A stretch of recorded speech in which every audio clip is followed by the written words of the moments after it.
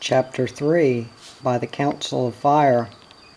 Old Mick's campfire council was an evening joy to Garnet and me. After sunset closed the day's work. We soon saw through Jim Bell, though. The morose Jim, with those piercing black eyes, scolded the old Ganger, but really thought the world of him. Two men, seemingly entirely unsuited as mates, yet working so well together. The old Ganger was really a dreamer, while the grim Jim Bell was a man of action.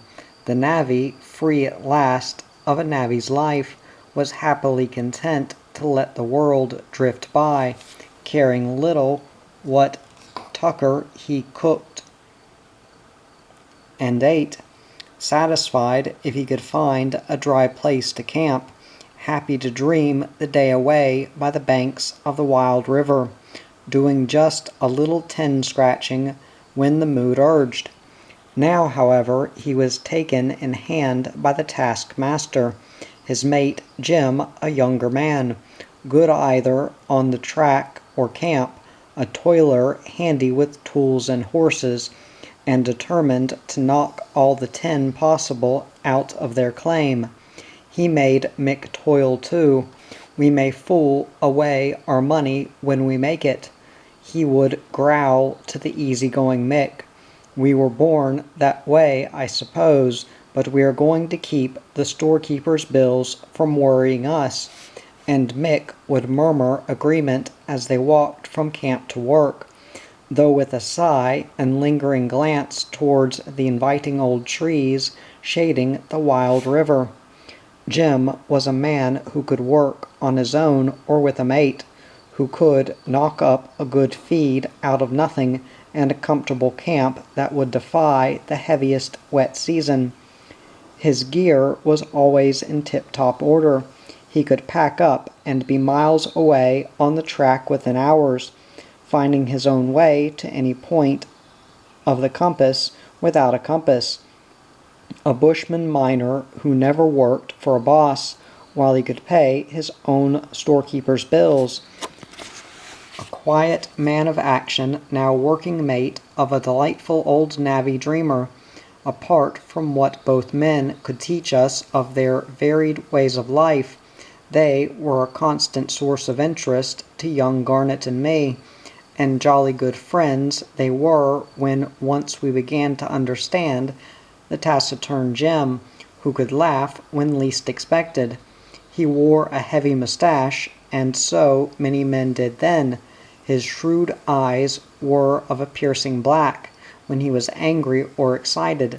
Quick-handed, a dark-skinned little bushman, wiry as a brumby, and as big a fool as ever breathed. He growled bitterly one evening, frowning at the fire, his dark, heavily moustached face set in grim lines. My mate and I had one of the richest claims in Wolfram Camp, he declared. We should have cleaned up a fortune, but my mate was a great booze artist, and I was a fool that way too. Worse, I got poking my nose into other people's business. A whiskey still was hidden away out there in the ranges, in some gorge back of Mount Spurgeon. It brewed vile stuff, sent half a dozen fine young fellows into the horrors, then off their heads ruined them. I threatened to tell the police, a thing I'd never do, of course, but the threat frightened the Moonshiners, father and son, two long streaks of vindictive malice, with the manners of grizzly bears. They'd barely growl a word to one another, even when absolutely necessary, let alone spare a greeting for anyone else, which made them all the more dangerous. Their tongues would never hang them. They used to come down out of the ranges at night, with the grog packed on horses near tough as themselves. They swore to get me, but never said a word to me. I understood when they sent a bullet whizzing past my ear, but the son was drowned crossing the Walshan flood. He believed nothing could kill him, but his own horse rolled over in the stream, and kicked him on the head, and down he went. Pity the father didn't go with him. Reflectively, Jim pulled at his pipe. But it wasn't the Moonshiners who drove me from the field. It was two young fellows, and Newchums at that. They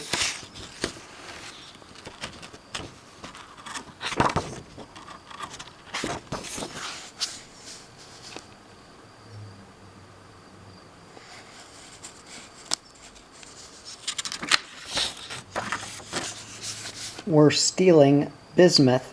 His dark face was scowling at the fire.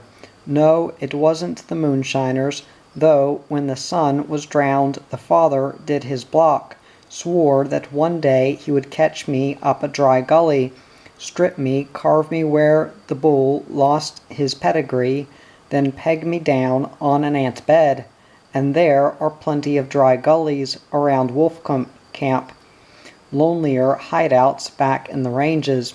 When working on my own, I got to be a hell of nerves, all eyes and ears, and jumping around at sound of a wallaby or goanna scuttling in the grass. Even the blasted crows had the daylight scared out of me. I knew just what would happen if that devil sneaked up on me and knocked me senseless. I knew what I'd wake up to. Jim paused thoughtfully, ramming tobacco into his pipe bowl, with stubby finger, firelight on his grim face. For all that, it was not the Moonshiners who hunted me from the field. It was my own stupid sense of justice. Those two young fellows were camping near me. Such innocent young devils, you'd think them. They were stealing bismuth from Moffat's mine. He was paying them good money, too. It was lovely stuff. They'd worked into a bunch of it down below, a clean bunch of oxides. They brought a specimen of it down to my claim, dollied it, washed a couple of pounds' weight of near-pure bismuth out of it right before my eyes. They were all smiles and no all winks. Thought they were great smarties, outsmarting the father of the North. I told them that as they were working for Moffat and being paid good money for labor, it wasn't a square deal that they should steal his bismuth.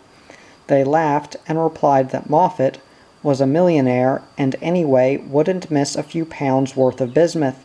Neither he would either, maybe, but he's a good bloke, Moffat, and he's been hard up against it himself at times. Anyway, it was the principle of it worried me. Besides, those two young chaps had got a taste of easy money by stealing, and it could spoil their lives. So I threatened to put the show away. They laughed like it was a kid's joke. Then I threatened them just like I'd threatened the Moonshiners, threatened to tell the police, and just didn't that surprise them. But they still would not believe I meant it. But when they saw I was in earnest, it scared them. The police out there are easygoing, but they'll stand no nonsense. Jim paused, staring morosely into the fire, puffing his pipe as if smoking charcoal. The hectic life of the Wolfram Camp, he missed, was very different to the peace of Nigger Creek. "What happened then?" asked Garnet. Old Mick chuckled softly. "Guess," he smiled, "but don't interrupt the story." "Well then, what did happen, you know-all old baboon?" snapped Jim. "You made a deal with the two young covers," chuckled Mick. "Bought their bismuth day by day on the halves, then struck a sweet little patch of bismuth in your own claim, and one fine day sold it all back to John Moffat." We smiled at the impish grin on Mick's face, turned accusingly to the exasperated Jim. "You ought to be a fowl," he snapped at his mate. "You can pick up things." "A little bird told me," chuckled Mick. "Must have been a lyre bird," retorted Jim sourly. "Well then, just what did happen?" asked Garnet. After you threatened the young fellows you'd tell the police. I left Wolfram Camp in a hurry, Jim frowned. Why? Because the police came one morning and found a bag full of Moffat's bismuth hidden in my claim. But who put it there? Asked Garnet innocently. I didn't, replied Jim bitterly. Just imagine those naughty little New Chum boys, said Mick, putting it all across the poor innocent bushman. Wolfram Camp was a roaring camp out Chilligoo way from Herberton, a perfect Bret Hart mining camp, as was Mount Carbine, north along the Mount Spurgeon range from Mount Molloy. In wild surroundings with wild men, the camp, open day and night, the greatest Wolfram camp in Australia.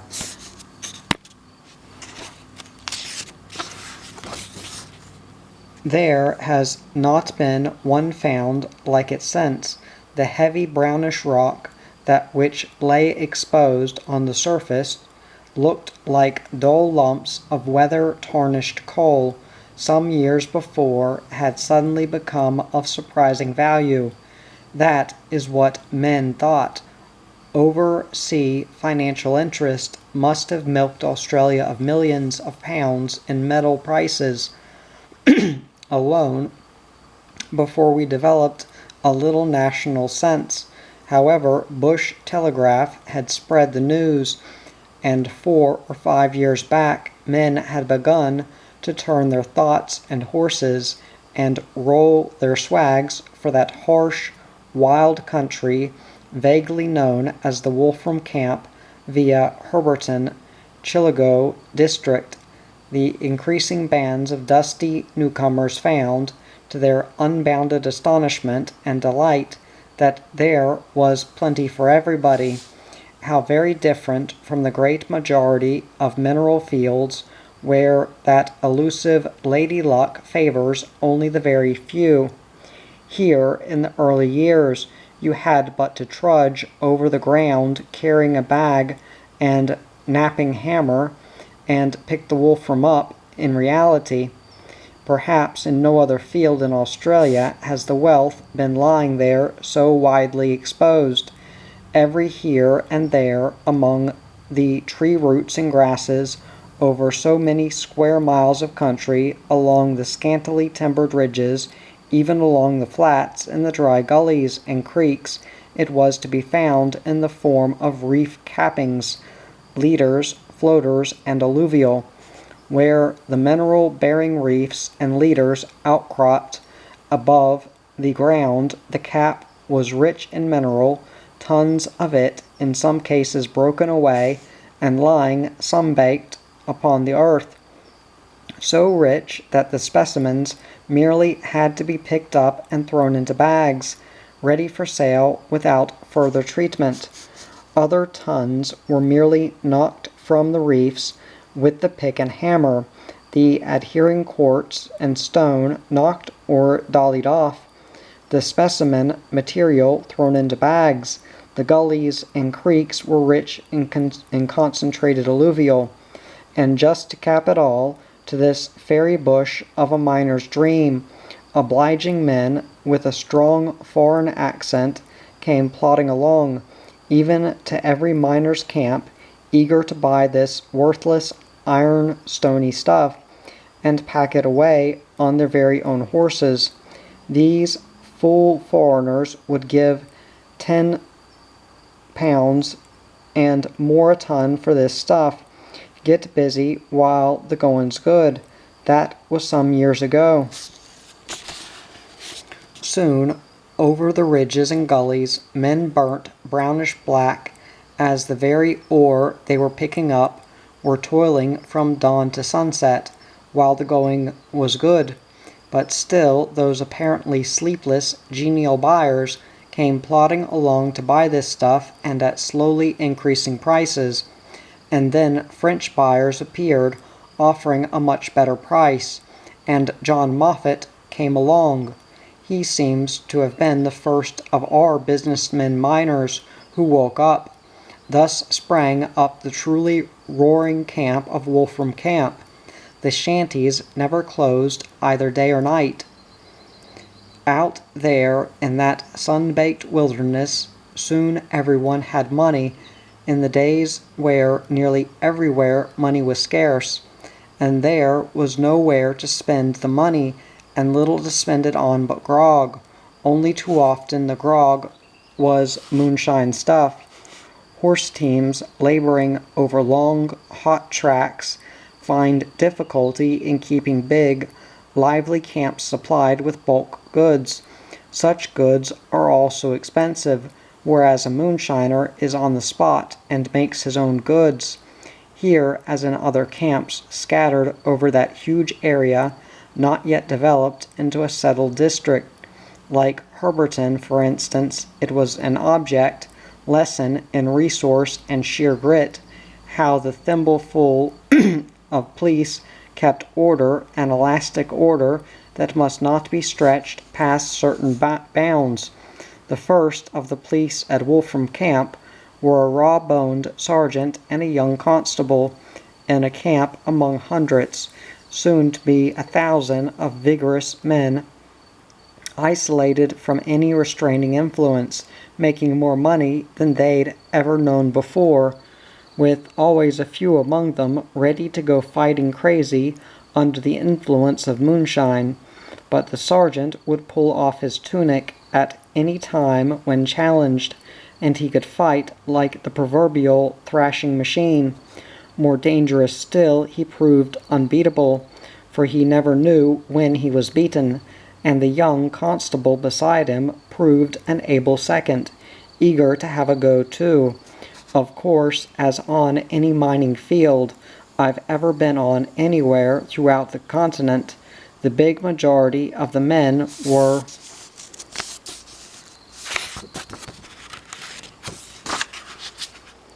naturally quiet and law-abiding, besides which all had a deep sense of fair play.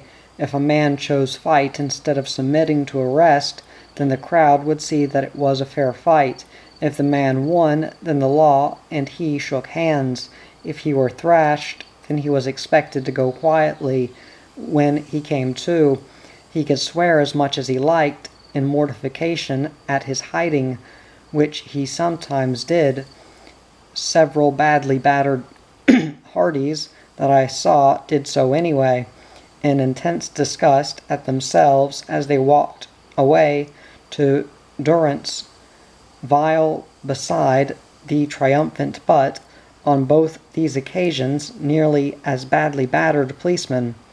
But if a man demanded a fight, and he was beaten, there was no chance of his mates rushing in and putting the boot in. The crowd would not stand for that.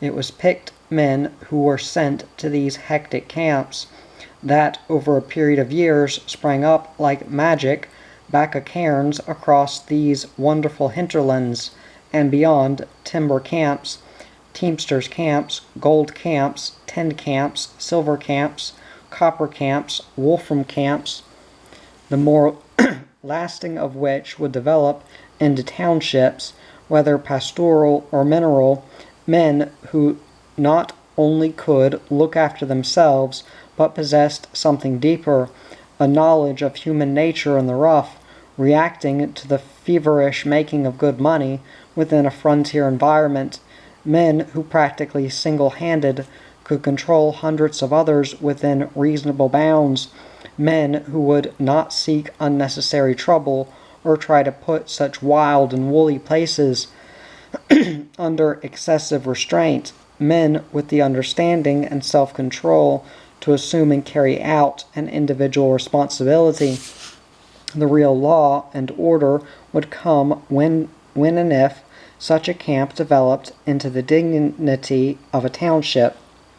An excellent training ground for such police had been along that wonderful engineering feat, the construction of the railway up along the barren gorge to Coranda, thence by stages to Bibura, Mariba, Tolga, Atherton, to the railhead now at Herberton, and still the little lines were pushing farther out. Old Mick, at his council fire, used to delight in telling us of brushes with the police as slowly but surely, in periods of years, the big navvy camps built that remarkable line. At 6, lastly 8 bob a day, reminisced Mick grimly, take the job or starve. I've seen an ocean of water go pounding over those barren falls, and the spray in it was the sweat from the navvy gangs. I'll swear not one drop of it was yours, murmured Jim Bell, always faithful to the gangs, and tough indeed were some. Mick could still chuckle in particular over the exploits of a Sergeant Baldy Smith and a Sergeant Walsh.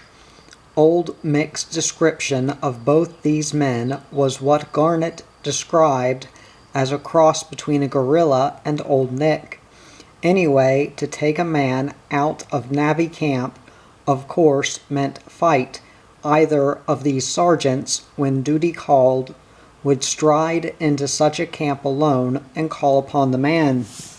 Come, and bloody well take me if you can, would be the growling reply, no matter how big or small the delinquent. Coolly the sergeant would strip to breeches and singlet. Both men would face up and hammer it out, if the evildoer was no match for the sergeant. In the first place, the sergeant would simply flatten him with one merciful blow, then coolly await the inevitable. The gorilla of that man's gang would then stand up exclaiming, I object. The sergeant would nod.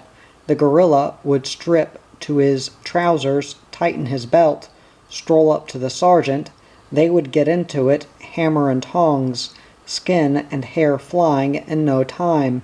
In beefy grunts, they would thump hell out of one another until sooner or later the sergeant knocked his man. Spitting the blood from his mouth, he would hitch up his strides and demand, anyone else here object? If any champ did so, then the sergeant would take him on, all in fair fight, the crowd looking quietly on. When all was finished, the sergeant would pull his tunic over his blood-stained torso, nod to his arrest, and both would stroll from camp. On those occasions where the arrest had put up a savage fight and been badly knocked about, his mates would carry him from the camp. Mick would grudgingly but admiringly admit that he never knew either of these two sergeants to be beaten, and he described some awful fights, sheer butchery, for in those tough construction camps there were always a few iron-fisted men who stood out even above their truculent fellows as butchers, who loved nothing better than the chance to batter a fellow fighter to near the death. Chapter 4. Some men do things. But now, away across the hills at Wolfram Camp, Wolfram had gone up from an original 10 to 70 pounds a ton, almost in a night, it seemed. The surprised miners had put it down to an influx of French buyers, toiling to dig every pound possible from this miracle while it lasted.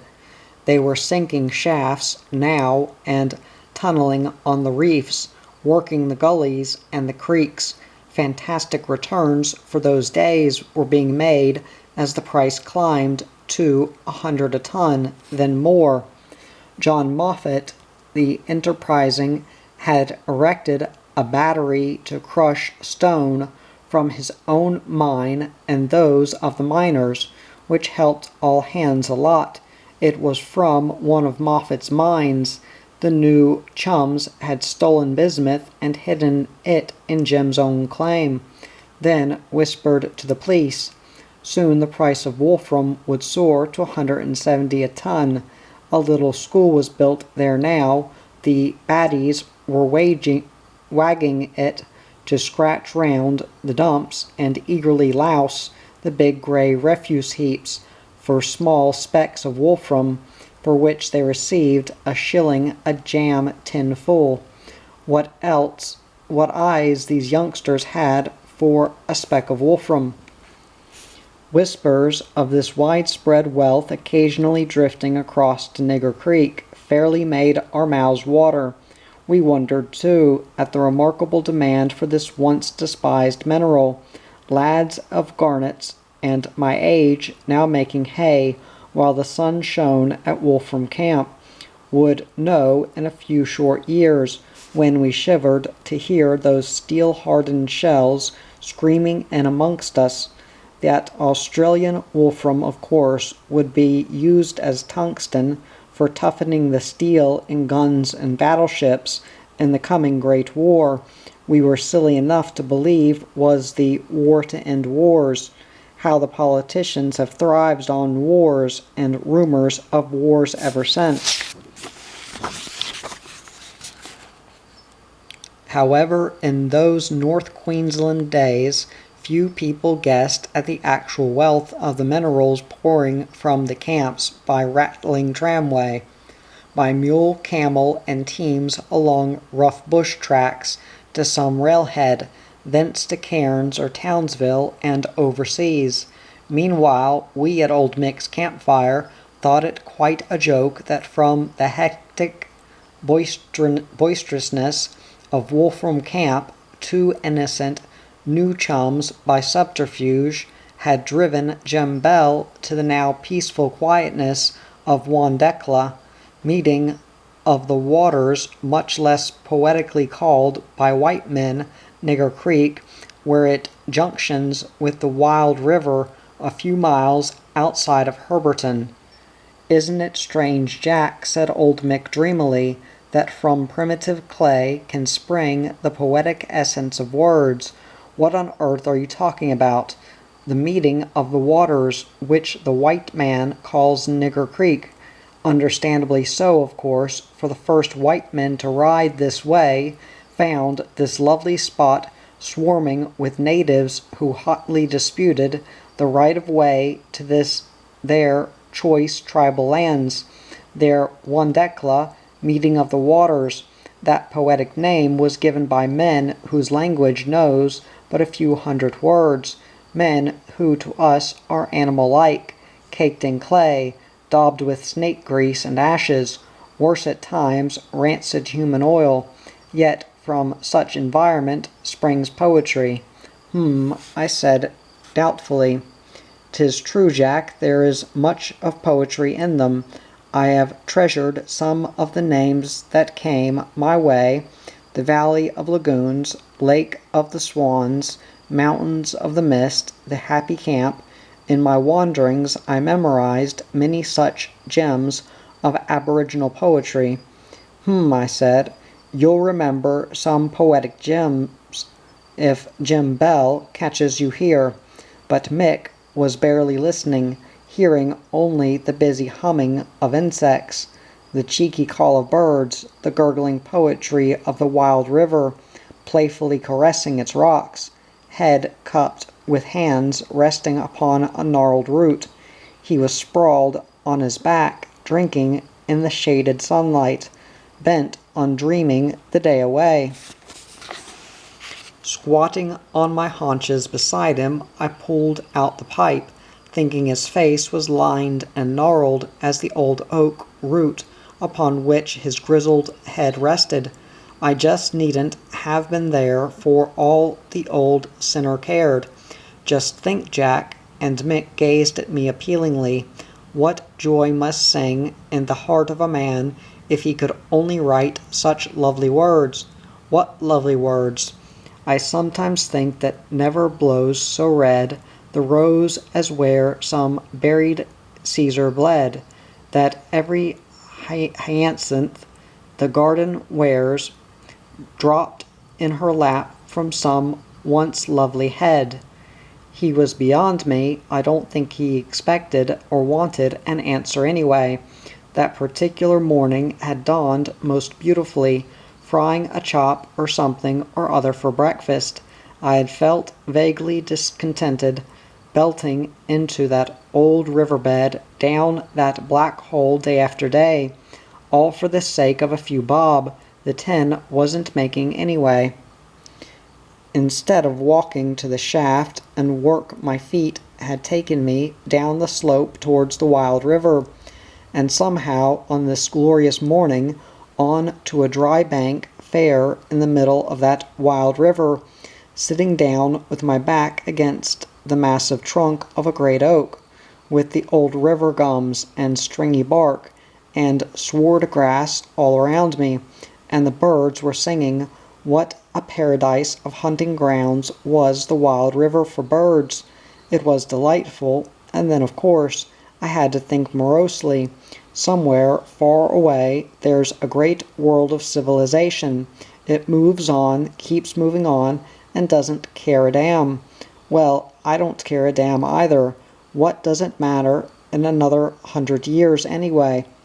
It was then I saw the Bigfoot up in the air, parting the long grass before it flopped down.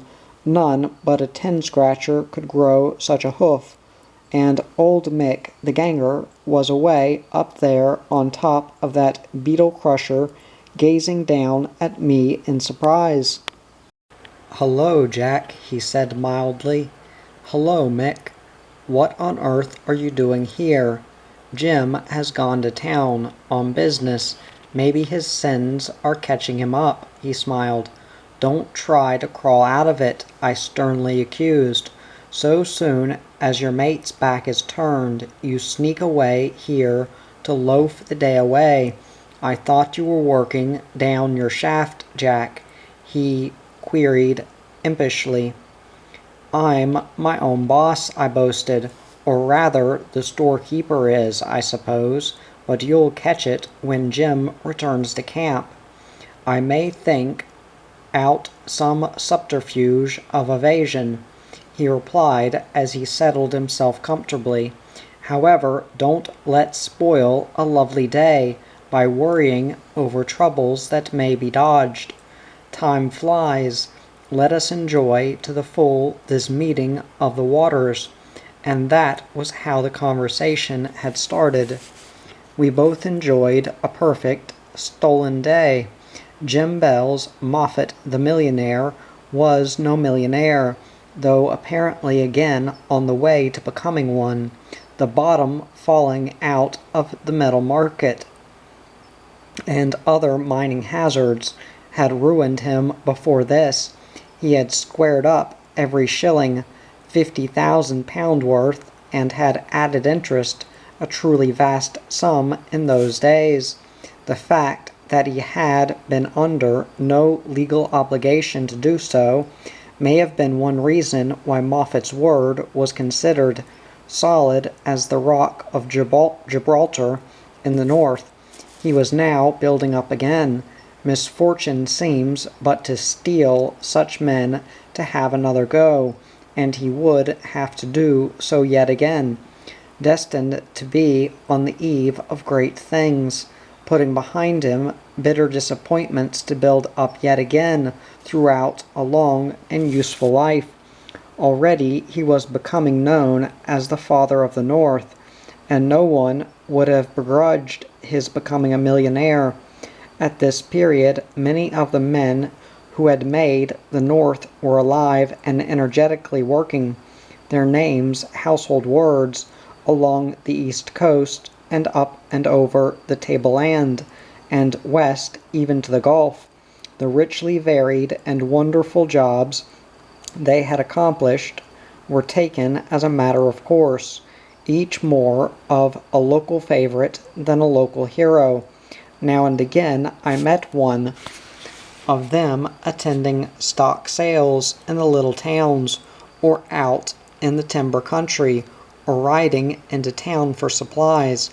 A chat among the mines, or yarns round the campfire about the doings of others, always intrigued the young schoolmaster from Brisbane and me.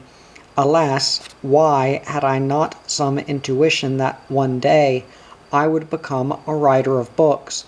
Ever I was looking for a mine, a rich mine, but what a priceless mine of hope and courage, of dogged will and almost superhuman perseverance, of unlucky failure and dazzling reward I missed.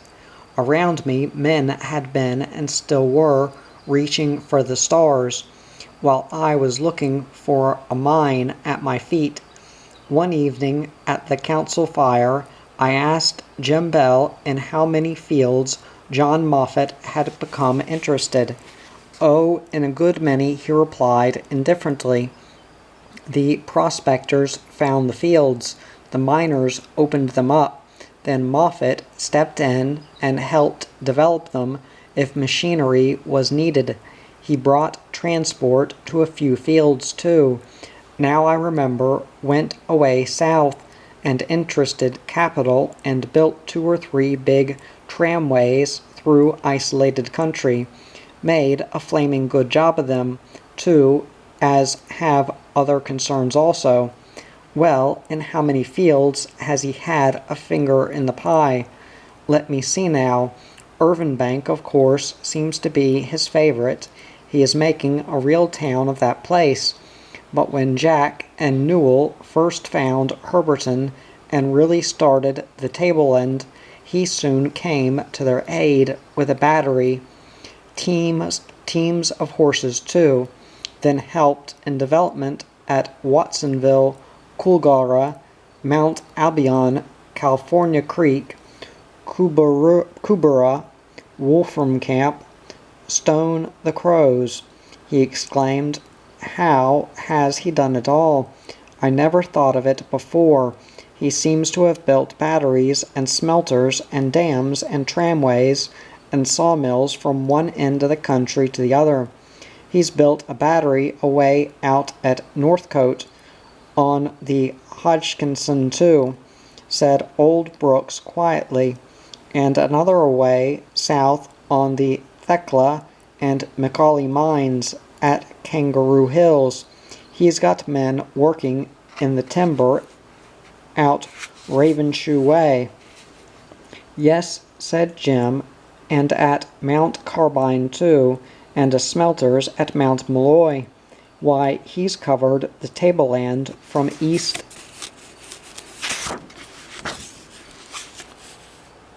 to west and south to north and beyond. Mount Garnet, Mount Elliott, Stannery Hills, Smith's Creek, Mount Mulligan, and now he's busy again with smelters and tramway at Chillago, Oklahoma. Mongana few. Now just how has he done it all?" "By working while you were sleeping," Mick grinned. "Talking in your sleep as usual," snapped Jim. "Why don't you wake up?" "I was merely thinking of Rip Van Winkle," said Mick mildly. "Oh, were you? And what race is he in?" demanded Jim suspiciously. "Now then, you boys," said Garnet. "No pleasantries in the midst of a serious discussion. We've all got a touch of Rip Van Winkle in us, remember. By the way, Mick, what tomfoolery was that lanky navvy friend of yours indulging in this afternoon?" "I was looking down from the school veranda and saw the noble White scratching gravel on all fours in the hotel backyard. The silly ass was yelping like an excited pup. He appeared to be chasing the squawking fowls like a dog. The girls were sooling him on, laughing their heads off." "He was only acting the fool," said Mick. "Must have been mimicking you," snapped Jim.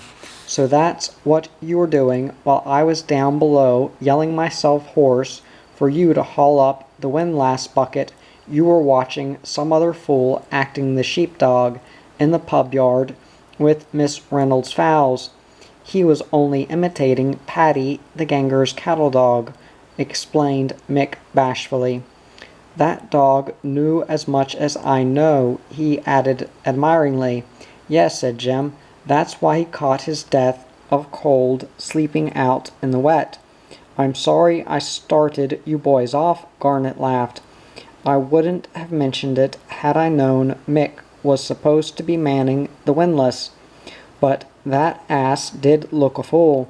Would have felt one, too, if he had not leapt up on the fowl-house roof when Miss Reynolds sooled the dog at his heels. Did you hear what Miss Reynolds called him? Chuckled Mick, when she came out the kitchen to see what all the row was about. No, I was too far away. What did she say? That he had lost his brains where the doctored tomcat lost his, that if he'd hurt any of her fowls, she'd brain him, that he could perch up there on the fowl-house roof and cackle his head off until he'd laid an egg, and that if he dared sneak down, she'd sool both dogs onto him, and she would too. Old Brooke smiled. She's got a heart of gold, has Miss Reynolds, but the devil of an Irish temper when her Paddy is up. And what has happened to the playful navvy? Chuckled Garnet. Is he still up there trying to lay an egg? He's long since back at camp, said Mick. One of the girls coaxed Mum back into the kitchen. Then, of course, the younger girl called off the dogs and held them while the joker scuttled down to the creek and away. Small things amuse small minds, declared Jim Bell. If a man has one, murmured Mick. Now, you boys, said Garnet sternly, no more goat talk. Tell us about Miss Reynolds and the roaring days when the line was being built past here. I just missed it. Worse luck.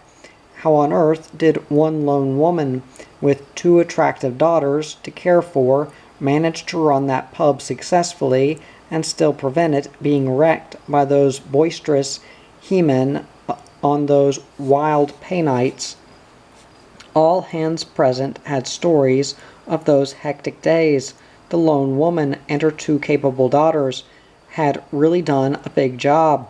But then Miss Reynolds had quickly won both the respect and affection of those lively gangs, for she was not greedy and would doctor up and do anything for a man who was sick. Nothing was too much trouble for her then, but when needs must, she certainly could look after herself and the girls too. A hale and hearty woman of brawn and forceful character, she needed both at times.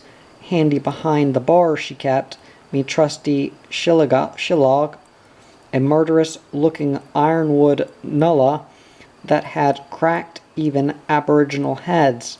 I've seen the little low bar packed with righteous navvies returning from a spree at Herberton, so overwhelmingly happy they just had to up and break something. Right then the hostess took a hand, negotiating that bar with a flame in her eye, more dangerous even than the nullah. But the laughing navvies never waited. They knew that nullah.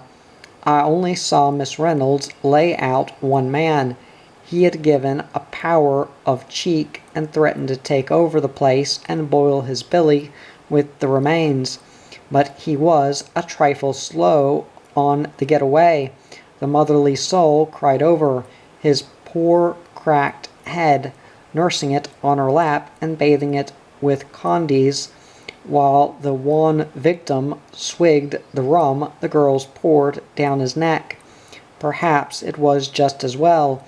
Miss Reynolds did not catch his sly wink upward at the girls. There was only one navvy, I really believe. Had Miss Reynolds bluffed, though she never let him know it, he would have chewed that nullah to splinters and spat it out into the beer had he been certain. This beauty was nicknamed Murder behind his back, and he looked it.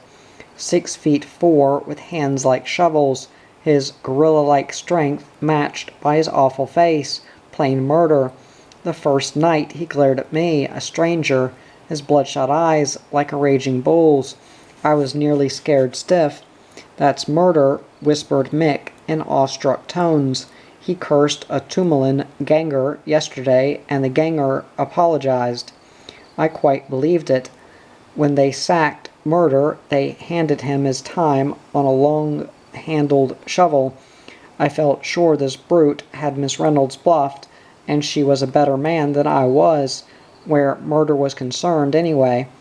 Long afterwards, when in the far north, I heard that Murder had come to a nasty, sticky end, and I was quite pleased. But now we only saw a tricycle load or two of the navvies pumping their way back and forth, occasionally to Herberton, though they still enlivened the place on a thirsty weekend.